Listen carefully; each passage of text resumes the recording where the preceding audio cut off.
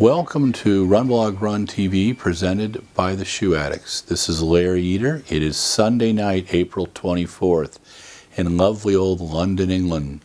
The Tower Bridge is outside our window, and Adam and I are getting ready to pack up for our return back to the former colonies. We saw two of the best marathon races that I may have seen in my entire life. The first was a reaffirmation that Eliud Kipchoge is the best marathoner in the world. There's no doubt in my mind. There's no doubt in the millions who watched it on TV, on BBC TV. And if you're a track geek, you know Eliud Kipchoge won at the age of 18, the young age of 18, the 5,000 meter title at the World Champs in Saint-Denis. It was a brilliant race back then. He spent 10 years on the track, battling with the top athletes, winning other medals, but again, part of that group of 30 to 50 athletes around the world who battle for the best track medals in the world all year long. About 3 years ago, he started developing as a marathoner, built up from the 5,000 to the roads, which is a very tough time. It's almost an internship. Now he has won 5 of his 6 marathons. Today, he ran a 2:03:05, 8 seconds off the world record. I believe it may have been the greatest performance that I've ever seen, personally, in any road race. And he had a great field, and that's thanks to David Bedford, David Bedford is to putting together race fields what Monet is to impressionist paintings. He's that good. He uses his magic paintbrushes to put together and to weave a field where he had Dennis Kimetto, the current world record holder, Wilson Kipsang, a former world record holder, and Eliud Kipchoge, a gentleman who wants the world record one day. They were all in the same race with the world champion from the marathon, Germain Gebrselassie, and with the current world record holder in the 5 and 10, Kenenisa Bekele, and the New York City Marathon winner, Stanley Bawat. You put that together and you start out at 4:30 for the first mile. 4:30 for the first mile. You hit the 10K in 28:37. You're under world record pace. You hit the 15K in 43:17. You're under 2-hour marathon pace. And then you hit the half at 61:24.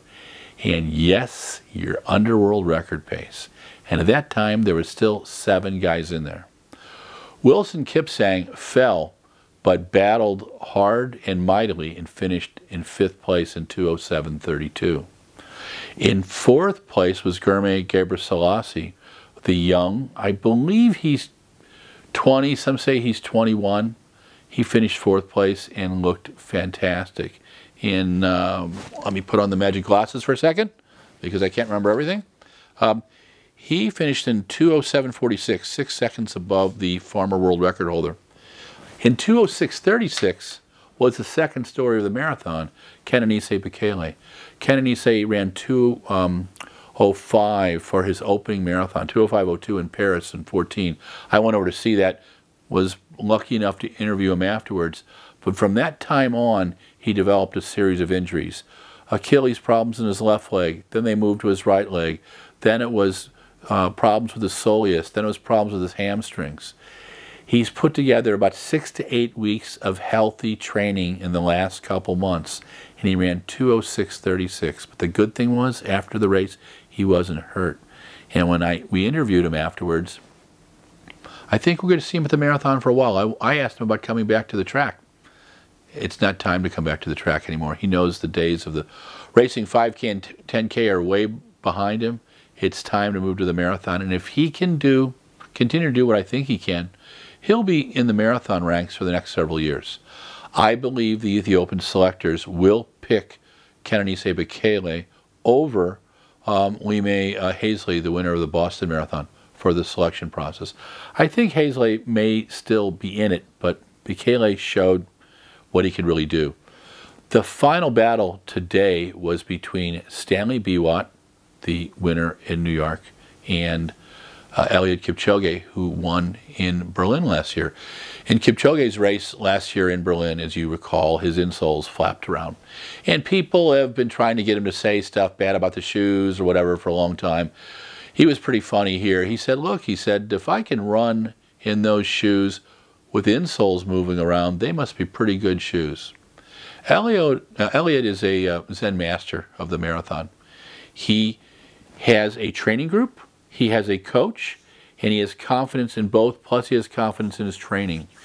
His favorite workout is 13 times 3 minutes with a minute jog, which means he's running a bit over a kilometer in those 3 minutes, and he's not recovering. He works out twice a day, 6 days a week, and on Sundays he runs 35 to 40K.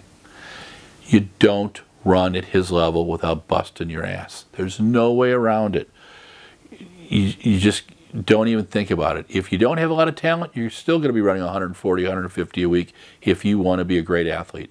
Eliud took the time to develop and move up from the 5K to the 10K to the marathon. His first marathon, Wilson Kipsang kicked his butt. Hasn't done it since then. And that was the issue today. Biwott and Kipchoge ran together for 10K from right around 27 kilometers to 37 kilometers. At 30K, they hit the world record, 127.14, which is still kind of up in the air because there's certain requirements for a world record, and I'm not sure they fulfilled all of them, but they're saying world record, so we'll give them the world record for right now. So as Kipchoge and Biwott pushed the pace, and they were running 4:41, 42 a mile, no one else was with them. Kenenisa went off the back. Kenenisa actually was 3 minutes behind, and that all happened in the last 4 miles. With 2 miles to go, Biwott and Kipchoge are right next to each other, and then Eliud Kipchoge, who looked fantastic the entire race.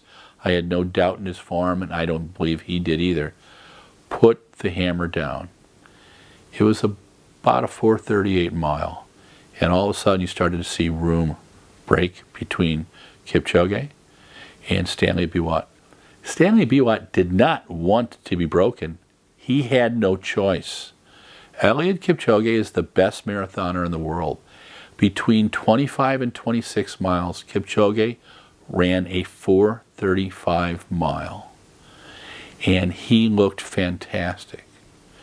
As he came over the last 600 meters, it was quite obvious that we had an amazing run and a possible world record. He was just a little off the world record, but he destroyed the Virgin London Marathon's course record. He ran his best by 55 seconds, and he was only 8 seconds off the world record. When we asked him afterwards if he was concerned about the money he lost on the world record, he said, and I quote, "I don't run because of the money. I love the sport."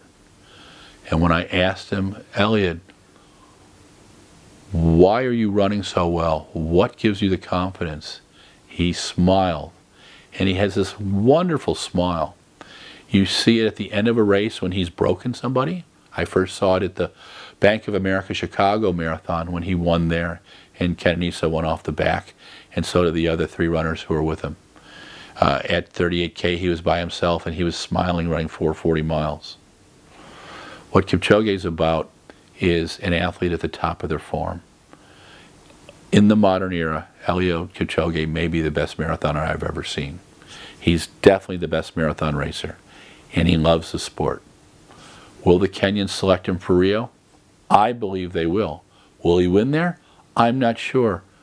It doesn't mean he's not a great marathoner, or the greatest, but to come back from a race like this, and in 5 months, well, actually 4 months, run in Rio, and Rio is going to be hot and muggy and tough. 2 different types of races. The thing that Eliud Kipchoge has, and the reason why I won't bet against him, is he is competitive, and if it's slow in the first half and he needs to run a fast second half, he can do it and he can handle it. But today, at the 36th Virgin London Marathon, we saw marathon royalty in Eliud Kipchoge. I hope he's happy tonight. He had a nice paycheck, but he sure showed his love of the sport with 2 hours, 3 minutes, and 5 seconds. For Run Blog Run, presented by the Shoe Addicts, this is Larry Eater, and that's our story on the men's marathon.